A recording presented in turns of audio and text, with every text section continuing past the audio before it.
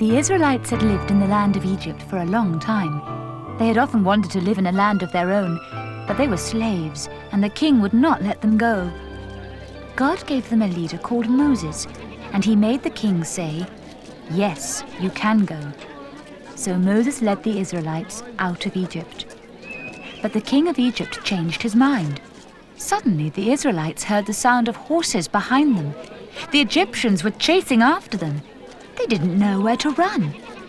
There was a wide river in front of them. They looked at Moses in dismay. "Don't be afraid," Moses said. "Watch and see what God will do." Then Moses held his stick out over the water. All night long a strong wind blew. It made a dry pathway through the river. The Israelites hurried across. But when the Egyptians tried to follow, the water came back and they could not cross. The Israelites were safe. They danced and sang for joy. But before long, God's people began to grumble. What was there to eat and drink in the desert? "Trust me," God said, and every morning he sent them special food. It lay on the ground like frost. It tasted like biscuits made with honey.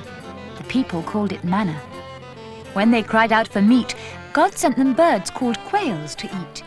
When they complained that they were thirsty, God told Moses to strike a big rock with his stick, and water poured out for them to drink. God took great care of his people in the desert. Then God said to Moses, "I need to talk to you about the way I want my people to live." The people were camped at the foot of Mount Sinai, so Moses went up the mountain to talk to God. God gave Moses the laws he wanted the Israelites to keep. They are called the 10 Commandments. Moses was gone so long that the Israelites grew tired of waiting. What's the good of a God you can't see? So they melted down the gold from their jewelry and made it into the model of a calf. "Let's pretend that this is God," they said. They danced around the calf. When Moses came back, he was very angry. He smashed the calf into tiny pieces. The people were very sorry for what they had done. They promised from now on to keep God's laws. God had told Moses to make him a special tent. God's tent would be set up in the middle of the camp for everyone to see. Inside, it was very beautiful. It had a special room where a copy of God's law was kept. The laws were stored inside a box, covered in gold, and creatures made of gold covered the lid with their wings. Everywhere the Israelites went, they would take God's tent and the special box with them to remind them of God. One day, as they journeyed, God said to Moses, "Across that river is Canaan, the land I'm giving to you. Send some men over to look. Then they can tell you what it is like." So Moses sent 12 men to look at the land. They brought back bunches of grapes. "It is a good land," they said. "But we can't go in. There are giants to fight." But Joshua and Caleb, 2 of the men, said, "There's no need to be afraid if God is with us." The Israelites would not listen to Joshua and Caleb. "We're not going to fight giants. Let's choose a new leader and go back to Egypt."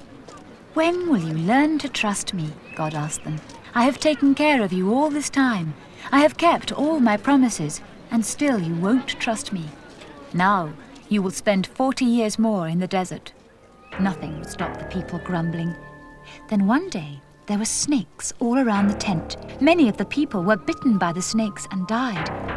"It's because we didn't obey God." And they begged God to forgive them. God told Moses to put a metal snake onto a tall pole. "God says that you must trust him," Moses told them. "If you have been bitten, look up at the metal snake and God will heal you." So the people obeyed God and they were healed. The Israelites had not trusted God to take them into the new land. Now Moses was too old to be their leader. God told Moses that Joshua was to be the new leader. So Moses took Joshua out in front of all the Israelites. "This is the man God has chosen to take you into your new land." The people were very sad when Moses died. He had been their leader for a long time. Now that they had learned to trust God, they were ready to follow Joshua into the new land of Canaan, the land promised to them by God.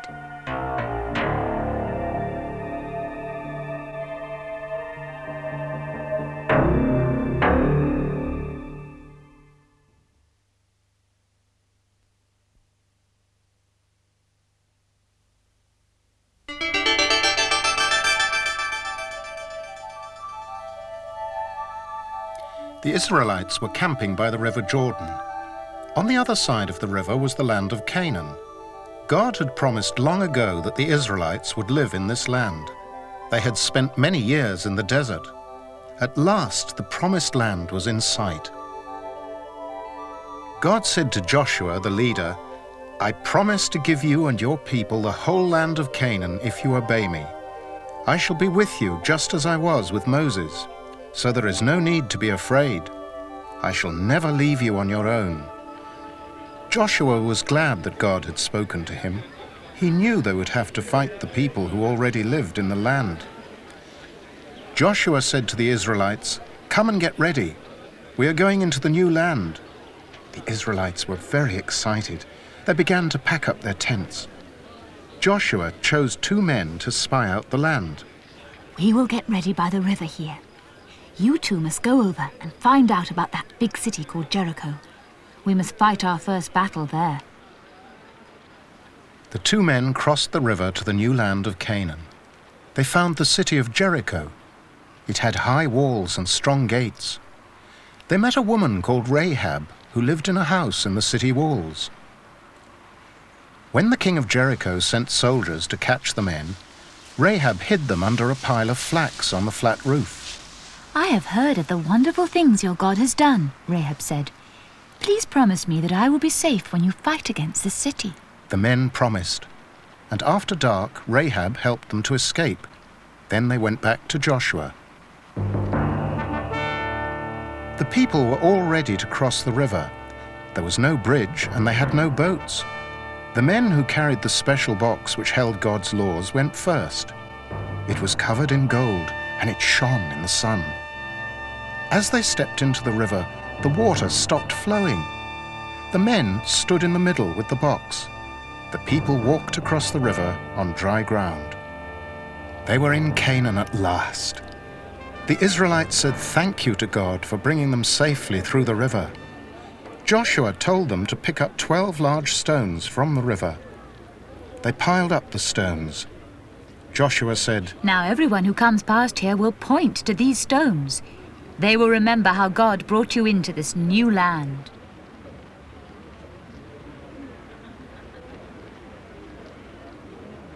Joshua and the Israelites walked towards Jericho. The city walls were high and the gates were locked. All the people were inside. "I will give you this city," said God, "but it will take 7 days to win the battle. Every day for 6 days you must walk once round the city. 7 priests blowing their trumpets will walk in front of my special box. The soldiers who follow must keep quiet. On the 7th day you must walk around the city 7 times. Then the people can shout and the city will be yours." Joshua did just as God had told him. Each day they walked once around Jericho. All the people watched them from the city walls. First came the men with the trumpets. What a noise they made! Then came the men with the special box. Then came the rest of the Israelites. They were silent.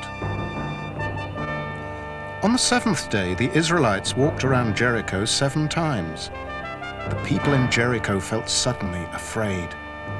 They could not understand what Joshua's army was doing. Then suddenly, Joshua told the Israelites to shout. They were really glad. They had been silent for so long, and when they shouted, the city walls of Jericho fell down. The Israelites marched in and took the city, just as God had said. "Go and keep your promise to rescue Rahab, because she helped you," Joshua told them. "Then we must destroy the city." The Israelites had won their first battle in the land God had promised to them. Joshua knew that they must go on trusting God. There will be many more battles to fight before the land will belong to us, but God has promised that He will always be with us.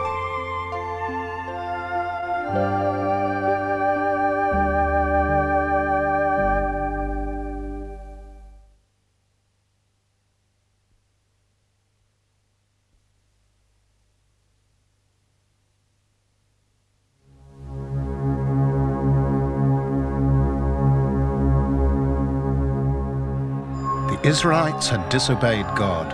They would not listen to him anymore. Very soon the Midianites who lived close to them began to raid their land. They stole food and animals from the Israelites. The Israelites were hungry and frightened. They hid in caves in the hills, and they cried out to God to help them. One of the Israelites was called Gideon. When he was still a little boy, he had heard wonderful stories about God from his father and grandfather. Gideon heard how Moses and the Israelites had escaped from Egypt with God's help. "Where is God now?" Gideon asked. "We need him to fight against these Midianites." Gideon did not know that God had a special plan for him when he was grown up. When Gideon was a young man, an angel of God came to visit him. Gideon was not sure who it was. "God wants you to lead his people to fight the Midianites," the angel said. "There is no need to be afraid. God will be with you." But Gideon was frightened. "I can't do that. I'm not important enough." The angel said, "You can do it, because God will help you." Then the angel went away. But Gideon could not believe that God had spoken to him, so he asked God for proof. "If you really want me to fight the Midianites," he said to God, "please give me a sign." So that night Gideon put a sheepskin outside the cave. In the morning it was wet with dew, but the ground all around was dry. But Gideon still could not believe that God had spoken to him. "I need to be really sure," he said to God. So he put out the sheepskin again. "Please don't be angry. Will you do it again, the other way round?" Next morning, the sheepskin was dry, but the ground was wet with dew. Now Gideon was really sure. Gideon called the Israelites out of hiding and got them ready for battle. There were thousands of men in the army. When they were ready, God said, "You have too many men. I want you to be sure that I have won the battle, not you." So Gideon told the men, "Anyone who is afraid can go home." Many of the men were frightened, and so more than half the army went back home. God said, "Now, Gideon, you still have too many men. Watch them drinking at the river. Most of them are drinking with their faces right down to the water. They are not looking out for the enemy. Send them home." "The men who are scooping the water up to their mouths with their hands are ready for anything to happen," said God. "With that small group of men, I will win the battle against the Midianites." Now there were only 300 men left. "I promise that I will be with you," God said to Gideon. "But if you are afraid, go down and listen outside the Midianites' tents." So Gideon crept down to where the Midianites were camping. He heard them say, "Gideon is going to win. God has given him victory." Then Gideon knew that even their enemies believed God would win the battle. As soon as it was dark, Gideon sent his army off in 3 groups. Each man carried a large jar, a flaming torch, and a trumpet. "Keep the torch hidden inside the jar," said Gideon. "Don't make a sound until I give the signal. Then copy everything I do." The 3 groups of men crept down to the tents of the Midianites. When Gideon was ready, he smashed his jar, blew his trumpet, and shouted, "A sword for the Lord and for Gideon!" All around the camp his men did the same. The torches flamed in a great circle. The Midianites woke up to hear the blast of trumpets and the shouting. It sounded like a great army. In the dark, they could not see who they were fighting. They even fought their own men by mistake. Then they all ran away. The Israelites danced and celebrated their victory. They were so glad that Gideon had been brave enough to obey God and be their leader. "We really are sorry we were so disobedient before," they told God. "Now we want to be your people in the land you have given us."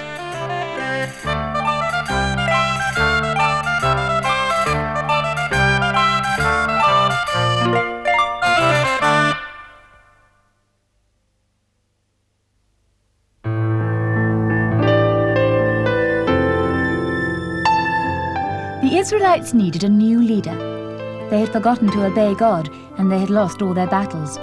Now the Philistines ruled over them in the land God had given them. The Philistines were God's enemies. They worshipped gods made of wood and stone, called idols. One day, God sent an angel to visit the wife of Manoah, one of the Israelites. "You are going to have a very special baby," the angel told her. "When he grows up, he will be a leader for God's people. God will use him to fight the Philistines." Manoah and his wife were very excited. "What must we do to look after him?" they asked. The angel told them they must let the child's hair grow long as a sign that he belonged especially to God. When he grew up, they must not allow him to drink any wine. By the time Samson was a man, he was big and very strong. Because he had obeyed God, he became the leader of the Israelites. "It's time we turn these Philistines out of the land," he told the Israelites. "They are God's enemies." Samson went into the fields belonging to the Philistines. He tied burning sticks to the tails of some foxes. The foxes ran through the fields and all the wheat was burned. The Philistines were furious. "Just wait until we catch Samson," they said. One day, the Philistines heard that Samson was visiting a house in the city of Gaza. They thought they could catch him at last. They locked the gates of the city and waited silently by the city wall. But when Samson came down the street and saw the locked gates, he did not look worried at all. He picked up the enormous gates with their locks and chains and carried them away up the hill, outside the city walls. The Philistines were worried. They knew it was not going to be easy to catch Samson. He had the strength of 30 men. They sent a beautiful woman called Delilah to pretend to be his friend. "You must find out what makes Samson so strong," they told her. Samson fell in love with beautiful Delilah. He did not know she wanted to trick him into telling her his secret. Delilah said to Samson, "You are so strong. How could anyone tie you up so that you could not escape?" Samson said, "If I was tied up with the strings from 7 new bows, then I would be a prisoner." So the Philistines gave Delilah the strings from 7 new bows. She tied up Samson in his sleep. But when he woke, Samson easily broke the strings. Delilah still did not know his secret. "It's not fair to tell me a lie," said Delilah. "Now please tell me if there's a way you could really be tied up." Samson said, "If they used new ropes to tie me, I couldn't break those." So the Philistines gave Delilah some new ropes. She tied up Samson in his sleep, but when he woke, Samson easily broke the ropes. Delilah still did not know his secret. "It's unkind to tease me like this," said Delilah. "Now please do tell me if there is a way you could really be tied up." Samson said, "If you use my long hair instead of wool on your loom, then I couldn't get away." So while Samson was asleep, Delilah wove his hair into the cloth on her loom. But when he woke, he easily freed himself from the loom. Delilah still did not know his secret. "You are making a fool of me," said Delilah. "I'm only asking you one simple question, and you won't tell me the truth." By now, Samson was so tired of being asked that he told Delilah the secret. "I am strong because I belong especially to God. Because of that, my hair has never been cut." Delilah waited until Samson was asleep and cut his hair short. Then she called the Philistines. When Samson woke up, all his strength had gone. He could not escape. The Philistines put Samson in prison. They chained him up, they made him blind, and they put him to work to grind grain. Samson was miserable. How he wished he had used his special strength properly. He knew God had wanted him to fight the Philistines. Now there was nothing he could do. But then Samson felt his hair. It was beginning to grow long again. One day, the 5 Philistine kings held a great feast with many important leaders. They called a servant to bring Samson from the prison so that they could make fun of him. They did not notice how long Samson's hair was now. Samson asked the servant to lead him to the 2 middle pillars in the building. "I will die with all these Philistines," he said. "God has given me one last chance to use my strength for him." He pushed the pillars so hard that the whole building fell down. At last, God's enemies were defeated.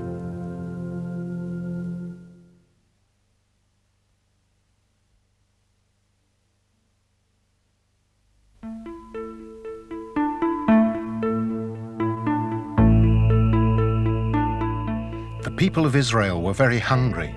There had been no rain, nothing could grow, and when it was harvest time, there was nothing to store away. Many Israelite families moved away to places where there was food. One family went to live in Moab. They were Elimelech, his wife Naomi, and their 2 sons. They were sad to leave Israel, but they worked hard in Moab to grow food and to make friends. As time went by, they began to feel it was their home, but they never forgot Israel and their own people there. When the 2 sons grew up, they got married. Their wives were very beautiful. One was called Orpah, and the other was called Ruth. Elimelech and Naomi were very pleased they had such a happy family. Then something terrible happened. Elimelech and both his sons became ill and died. Naomi was so sad. "I will never manage without them," she said. Orpah and Ruth were sad too, but they said they would take care of Naomi. One day, Naomi had some good news from Bethlehem, her old home. "We have had many good harvests," the Israelites said. "God is caring for us and giving us food." "I would love to go back to my old home," said Naomi. Ruth and Orpah said they would go with her. "That is silly," said Naomi. "You should stay in your own land where you will be happy." So Orpah went back to her family, but Ruth said she really wanted to go with Naomi. Naomi tried to make her stay. "No," said Ruth. "I love you so much that I will come with you. Please don't ask me to leave you. I want to belong to Israel like you and to serve your God." Naomi was very happy to have Ruth with her, so they set off for Bethlehem. As they walked into Bethlehem, they heard the people say, "Is that really Naomi? Yes, it must be. Hello, Naomi!" The people were glad to meet Ruth. They wanted to hear all that had happened to the family in Moab. When at last Naomi and Ruth were living in Naomi's little house, Ruth said, "How will we buy the food we need? We have no money." Naomi said, "God will care for us." Naomi told Ruth that in Israel the farmers help the poor people. God had told them to leave enough grain in the fields and fruit on the trees for poor people to collect and eat. So every day, Ruth went to the farm near their house.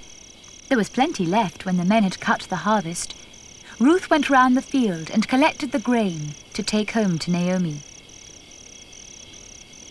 One day, Boaz, the farmer, came to the field.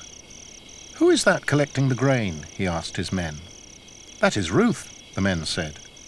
"She is the kind girl from Moab who came back with Naomi. She is collecting food for them both to eat." Boaz said, "She is kind, but it is hard for her. She needs a husband to look after her. I will talk to my cousin. He should marry her. But if he will not marry her, then I will." Boaz asked his cousin. He did not want to marry Ruth, so Boaz went to ask the elders of Bethlehem if he could marry her.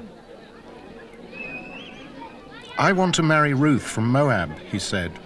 "I will look after her so that she won't have to do this hard work. We will be able to take care of Naomi together." The elders said it was a splendid idea. Boaz and Ruth got married. It was very exciting. The whole town of Bethlehem was there. Ruth did not have to work in the fields now. She and Naomi had plenty to eat. Boaz and Ruth had a very happy home to share with Naomi. Soon Ruth had a baby boy. "Now we are completely happy," they said. Naomi smiled and held the baby close. They thanked God for all he had given them. Ruth and Naomi said, "Thank you for bringing us back to Bethlehem." Boaz said, "Thank you for my family." They all said, "Thank you for the new baby." That baby, Obed, grew up to be the grandfather of King David, and from David's family another king was born many years later. His name was Jesus.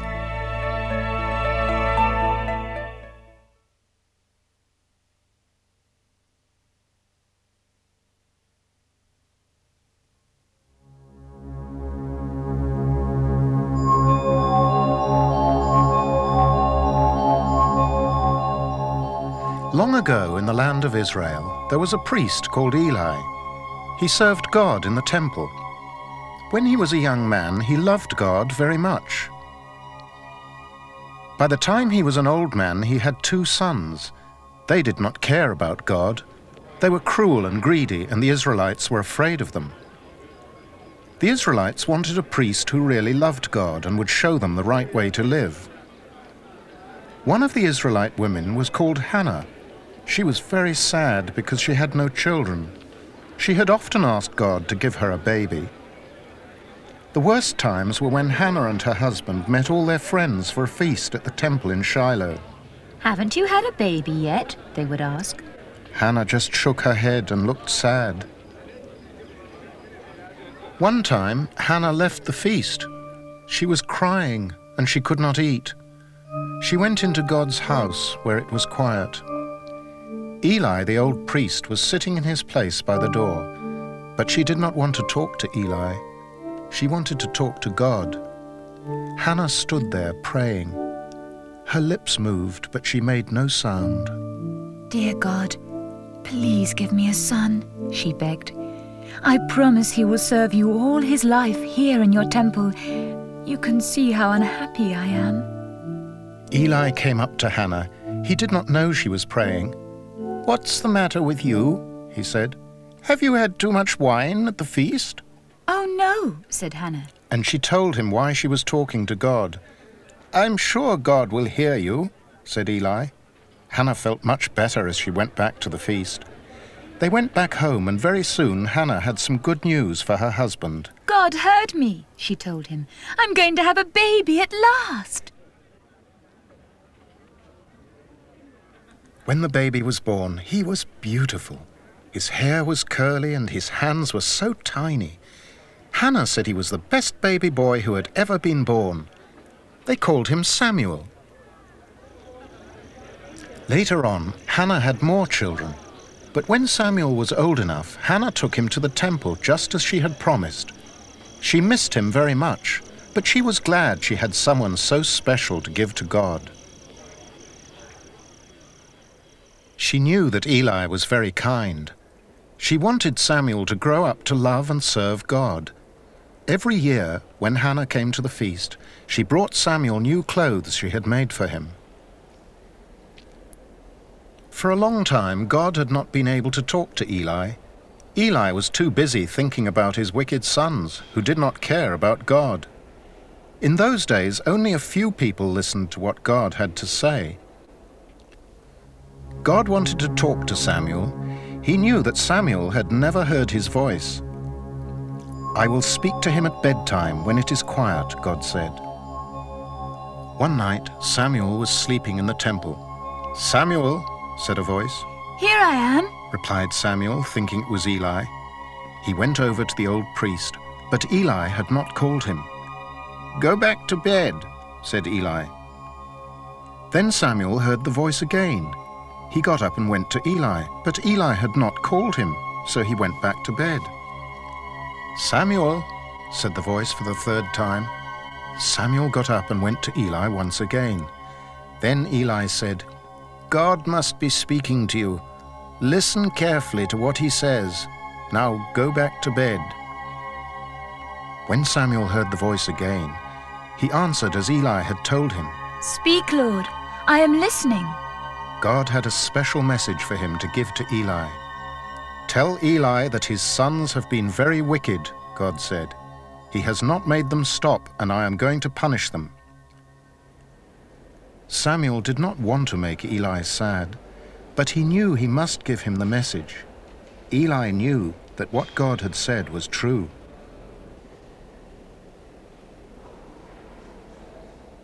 After that, Samuel often heard God talking to him. Because he did as God said, the people could trust him.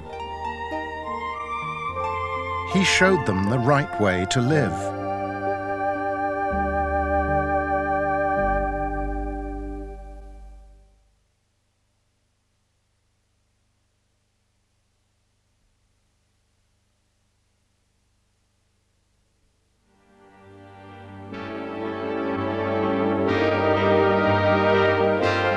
Samuel had been a priest in God's temple for a long time.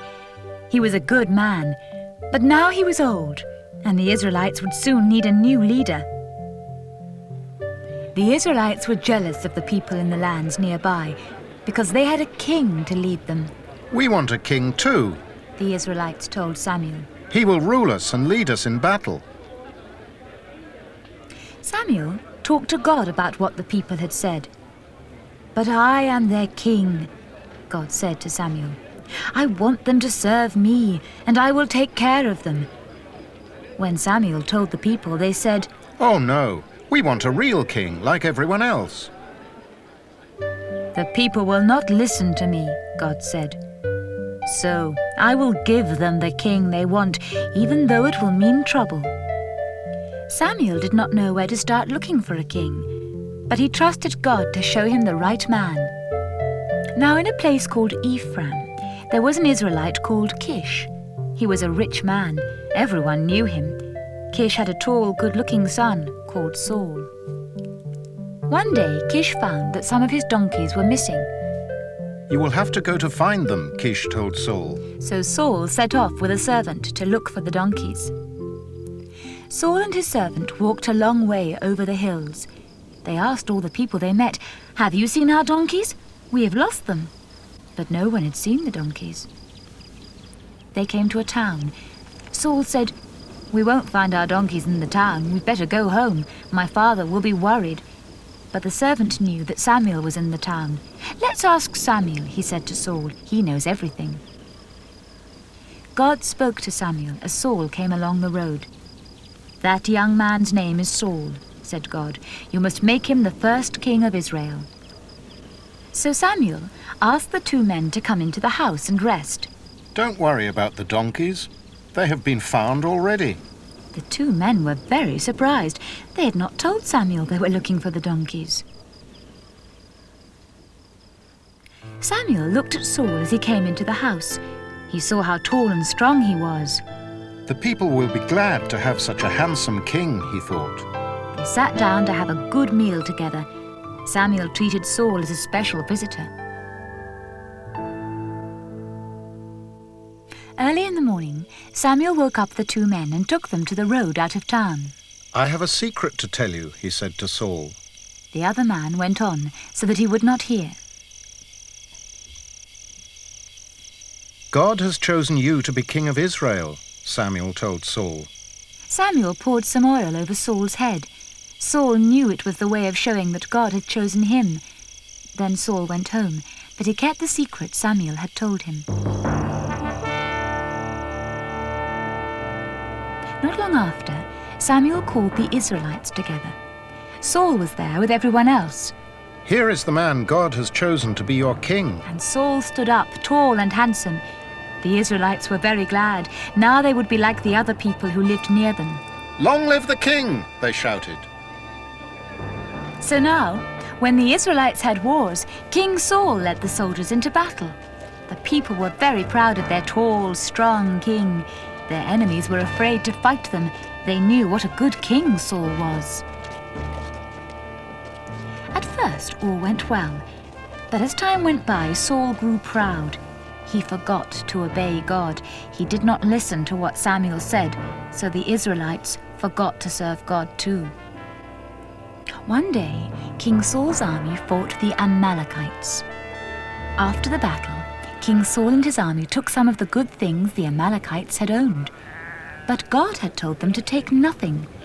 Samuel said to Saul, "You have disobeyed God, and God is sorry he made you king. One day he will choose someone else." Not long after, God said to Samuel, "Saul will not be king forever. It is time to tell the new king of my plans." So Samuel set out for Bethlehem. God had sent him to find one of the sons of a man called Jesse. Samuel did not know it yet, but the new king's name was David.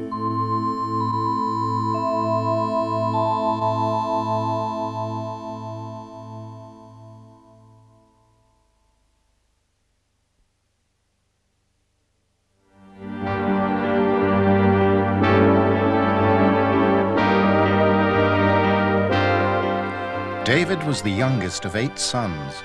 His father was a shepherd called Jesse. When David was growing up, the prophet Samuel visited Jesse's family. He told them that when King Saul died, David would be the next king of Israel. God had especially chosen him, so David knew that God was with him in a special way. David worked hard. God has to teach me to be a really good shepherd before he can make me a good king, he said. David played the harp and sang his own songs about God. King Saul sometimes asked David to go to the palace and sing for him. When the king was in a bad mood, David's songs made him feel better. David's brothers were soldiers. They fought in King Saul's army. They were often away from home for a long time. Their father was pleased that David was at home to keep him company. He was an old man, and David helped him look after the sheep. David often spent days and nights out on the hills. He had to take the sheep to places where there was grass and water. There were lions, wild bears, and wolves living in the hills. David was sometimes afraid. He had to fight off the wild animals to keep the lambs and sheep safe. One day, when David came back from the hills, his father said, "You can leave the sheep for one of the men to look after. I want you to go to visit your brothers. Take them some good food and bring me back news of them." So David packed some food and set off on the journey. It was a long way, but David knew the hills very well. At last he found his brothers with the Israelite army.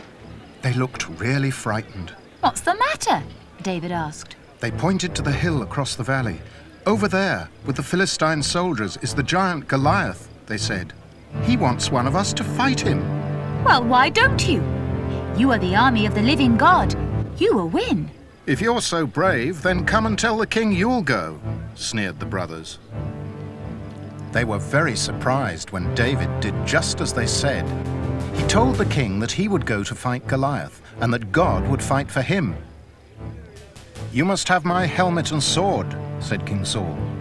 But everything was so heavy that David could not stand up. "I can't wear this," David said. "I'll just take the sling and stones I use when I am a shepherd."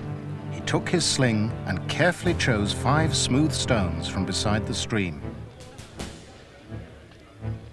When Goliath saw David walking across the valley towards him, he laughed so loudly that the Israelites had to cover up their ears. Goliath had a sword and a shield, but when he saw that David had brought only stones and a sling, he was angry. "Do you think you are only fighting to keep your sheep safe?" he jeered.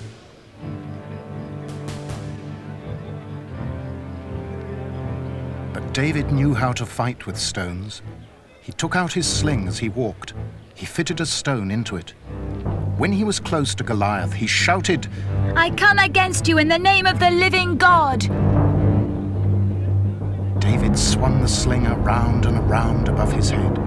When he let go, the stone flew out and hit Goliath on his forehead. It was just the one place where he could be hurt. The stone killed Goliath. David drew the giant's own sword and cut off his head. When the Philistines saw that Goliath was dead, they ran away. The Israelites cheered when they saw what David had done to Goliath. They ran after the Philistines, driving them out of their land. All the Israelites heard that David had won the battle. They knew the Philistines had run away. They danced in the streets and sang songs about David, the brave shepherd. King Saul grew jealous because everyone was talking about David. David had learned to trust God when he was a shepherd. Now he had killed a giant because he knew that the God of Israel was the living God who helps his people. David would know how to trust God when he became king.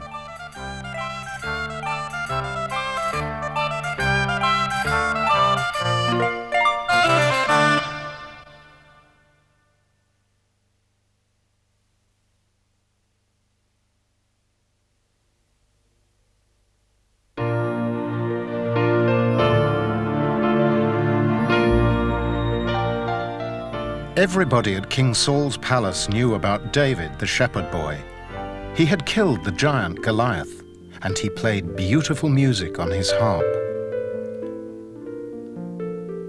After the battle with Goliath, David went to live at King Saul's palace. There he met Jonathan, the king's son. They liked one another at once.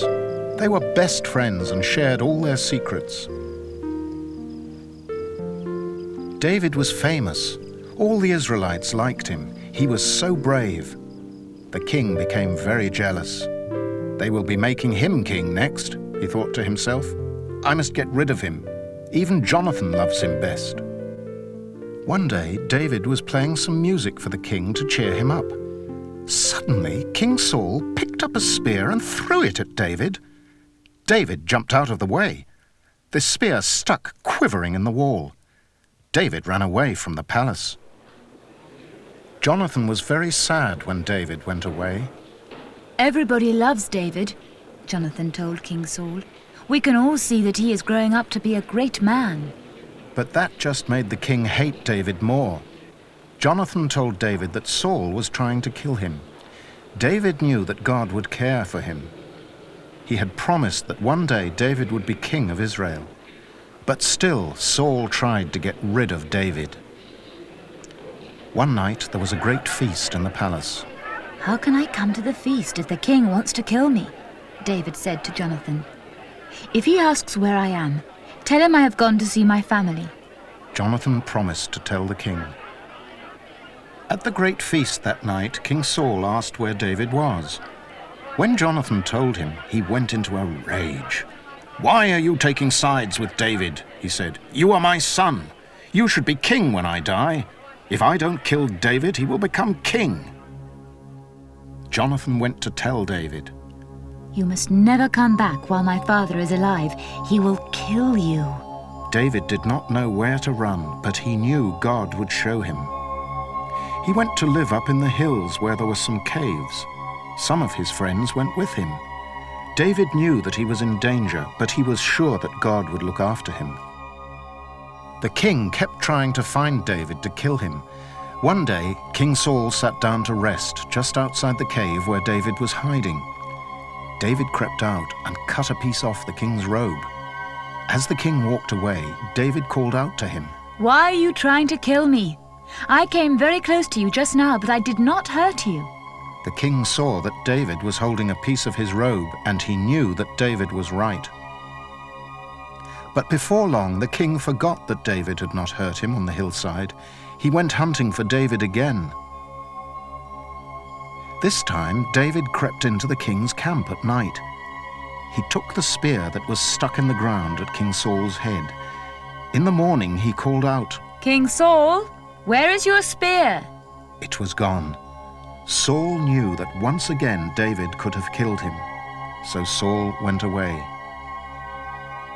One day, David heard news of a terrible battle. King Saul and Jonathan had been killed by the Philistines. It was the saddest day of David's life. He missed his friend very much. The Israelites crowned David king. God's promise had come true. There were still many battles to fight, but they knew that God would help David to be a good leader. David captured the city of Jerusalem. There was great celebration when he brought the special box which held God's laws into the city. David himself danced for joy. David wanted to build a temple for God in Jerusalem. He made all the plans, but there were still many battles to fight. David and his army fought all the enemies of the Israelites, and at last there was peace. King David ruled over a great nation. He loved God all his life. He did not always obey God, but when he had done wrong, he was sorry and always asked God to forgive him. God kept all the promises he had made to King David. Your son Solomon will be king after you, God said. He is the one who will build that temple for me.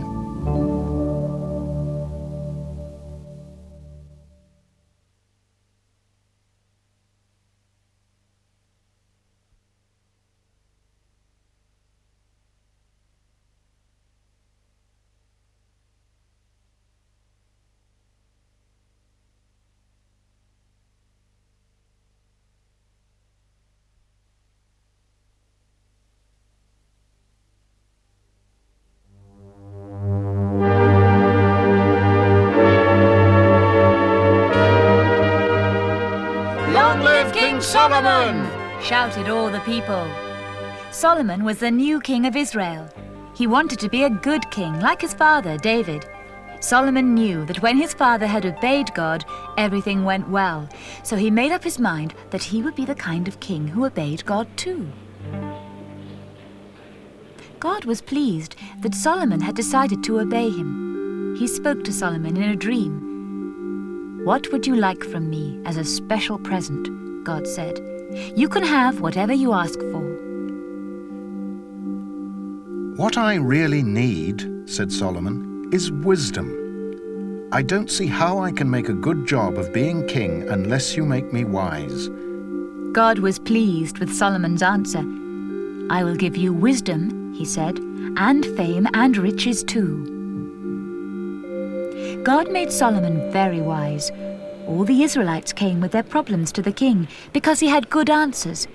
Even people from other lands came. They heard that God had made Solomon very rich and very wise. One day, the Queen of Sheba came on a long journey to visit Solomon. She asked him questions. She listened to his answers. She looked at his beautiful palace and all his riches. "They told me how rich you are," she said to Solomon. "They told me you are very wise. I thought I would be disappointed when I saw what you were really like, but now I know that you are twice as magnificent as they told me."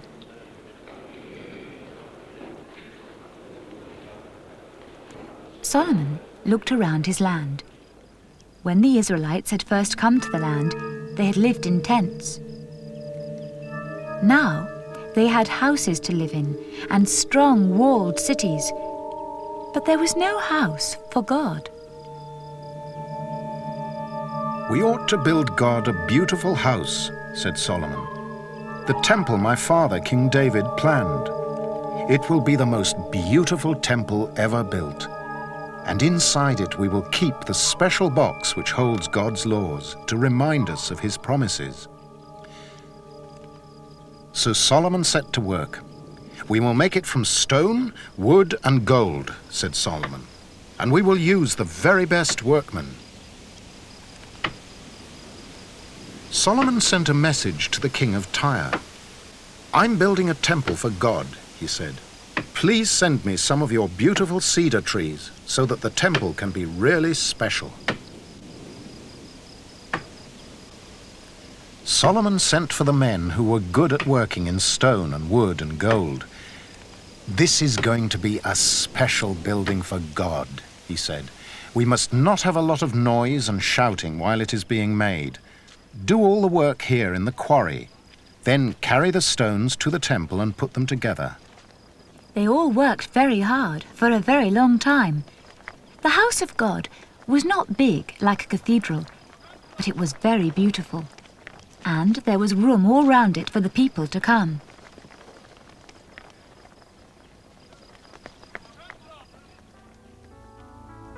At last, it was finished. They could bring the special box into the new temple. It had its own room. The walls were covered in gold. When Solomon and the people saw the finished temple, they knew it was very beautiful. It was the very best they could build. Solomon called the people together. "The temple is finished. The special box is inside. We must thank God for helping us to build the temple." So Solomon and the people prayed. "We know that you are far too great to live in one place on earth," they said, "but please make the temple a very special place where we know you are near us." Suddenly, a bright, dazzling light filled the temple. They knew that God had heard their prayer. God had given his people a great and wise king. As they went to worship God at his beautiful temple, they knew that the city of Jerusalem was now a very special place. God himself was there with them.